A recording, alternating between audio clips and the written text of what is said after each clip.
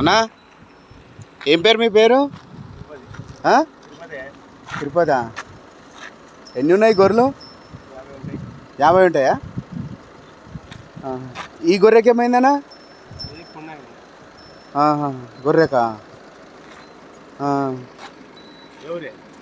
మాది హైదరాబాద్ అన్న. ఏ ఊరన్నా? ఊరే ఊరు ఇది? పొలంపల్లి. ఆ అన్న పేరు ఏం పేరు? ఆ అన్న పేరు ఏం పేరు అన్న? ఎల్లస్వామి. ఈ ఎట్లుంటుందన్నా? ఇవి మేపితే మంచిగా ఉంటుందా? పైసలు వస్తాయా?